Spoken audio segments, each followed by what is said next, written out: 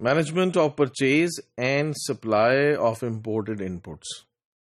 اگر آپ امپورٹ کر رہے ہیں ایکسپورٹیبل پروڈکٹس کے لیے اور اس کے اوپر ڈیوٹی ڈرا بیک اسکیم یا اس طرح کے دوسرے انسینٹیوز لے رہے ہیں،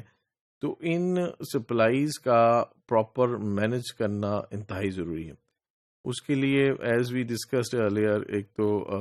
جو بانڈڈ پرمیسز ہیں اس کی ریکوائرمنٹ ہے، پھر اس کی پراپر ڈاکومنٹیشن کی ریکوائرمنٹ ہے، پھر اس کے علاوہ ان کی جو پروکیورمنٹ ہے وہ بھی بڑی امپورٹنٹ ہے. سو دیٹ ایک تو آپ کی اسیسمنٹ ہونی چاہیے کہ مجھے کون سے کمپوننٹس چاہیے، کون سی چیزیں چاہیے، کون سے را مٹیریل چاہیے، کس کوالٹی کے چاہیے اور کتنی مقدار میں چاہیے، اور then how they would be deliver and how they would become the part of the exportable commodity. تو exact assessment for a period of time, because اس کی جو ایکسپورٹ کی ریکوائرمنٹ ہے ہم جانتے ہیں کہ 1 سال کے اندر اندر اس کو ایکسپورٹ کرنا ہے. تو اس کو ذہن میں رکھ کے اس کا بڑا پراپر پلان بننا چاہیے کہ اس کو کیسے ہم نے پروکیور کرنا ہے اور کیسے ہم نے اسٹور کرنا ہے. دین مانیٹرنگ انٹرنیشنل سپلائی مارکیٹس، کہ اس کے سپلائرز کون ہیں، جو آپ کو را مٹیریل چاہیے، جو کمپوننٹس چاہیے وہ کہاں کہاں سے دنیا میں اویلیبل ہیں، کون سے کمپٹیٹیو سپلائرز ہیں ان پروڈکٹس کے، ان کموڈیٹیز کے، ان کا کمپیریزن، ان کا پرائس انالیسز، ان کا کوالٹی انالیسز، ان کی سوٹیبلٹی ٹو اوور پروڈکٹ. یہ بڑا ایک امپورٹنٹ ڈائمینشن ہے جس کو مد نظر رکھنا ضروری ہے before we put the import orders and before we plan that from where to purchase. Then appraisal of potential supplier، جو جس سے ہم لینا چاہ رہے ہیں اس کا ریکارڈ، کہ اس کی کیا ہسٹری ہے، اس کی کمپنی کی کیا ہسٹری ہے، کب سے وہ سپلائی کر رہا ہے، کہاں کہاں سپلائی کر رہا ہے، اور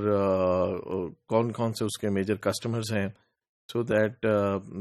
جب ہم امپورٹ کریں اس سے، یا جب ہم اس سے ایگریمنٹ کریں تو وہ بھی ایک لانگ ٹرم کے لیے ہو اور وہ میوچل بینیفٹ کے لیے ہو، اور اس میں ہمیں بعد میں اپنے پروڈکشن پروسیس کے اندر کوئی پرابلمس فیس نہ کرنی پڑے. مثلا یہ ہو جاتا ہے سم ٹائمز کہ آپ نے ایگریمنٹ کر لیا، پرائس بڑی اچھی مل گئی، کوالٹی بھی ٹھیک تھی، لیکن سپلائر جو ہے وہ آپ کو سپلائی ہی نہیں کر پاتا آپ کے اسٹیپولیٹڈ ٹائم پیریڈ کے اندر جس میں آپ کو ریکوائرڈ ہے. تو اس سے آپ کا سارا پروڈکشن پروسیس جو ہے وہ جیپرڈائز ہو سکتا ہے. جو آپ کی اپنی ایکسپورٹ کمٹمنٹس ہیں وہ جیپرڈائز ہو سکتی ہیں. تو ان سے بچنے کے لیے یہ بڑا امپورٹنٹ ہے کہ ایک اپریزل سسٹم آپ ڈیولپ کریں اور اپریز کریں مختلف پیرلر سپلائرز کو، اور before selecting them and entering into contract and agreement with these possible supplier. Then analyzing the cost and risk factors، کہ وہی کہ جو آپ کمپوننٹس اور را مٹیریل منگوا رہے ہیں وہ ان کی کاسٹ کیا ہوگی اور کیسے وہ شامل ہوں گے آپ کی پروڈکٹ کے اندر. اور دین کیونکہ اس کی بنیاد پہ آپ نے اپنی پروڈکٹ کی، جو آپ کی فائنل پروڈکٹ ڈیولپ ہونی ہے، ان کمپوننٹس یا را مٹیریل کو انکلوڈ کرنے کے بعد تو پھر آپ نے وہ کوٹ کرنی ہے اپنے امپورٹ کلائنٹ کو، تو کہ آپ کی ایکسپورٹ پرائس کیا ہے، اور اس میں کچھ امپورٹڈ کمپوننٹس بھی شامل ہیں. تو بڑی کیئرفل اس میں کیلکولیشن کی ضرورت ہے کہ آپ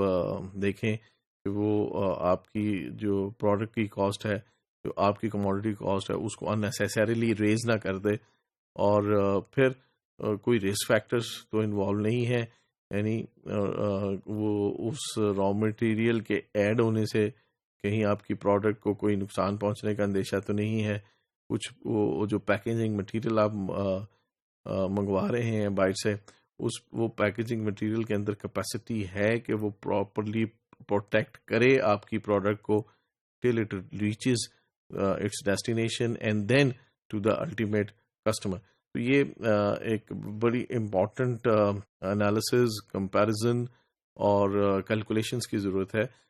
تو یہ کر کے ہی آپ ڈیسائیڈ کریں کہ ہم نے کیا کیا پروڈکٹس امپورٹ کرنی ہے، کہاں سے کرنی ہے، اور کس وقت وہ ہمیں پہنچ جائیں گی. اور you may could decide for a certain plan B, that if it doesn't happen in time, then what alternate arrangement we have.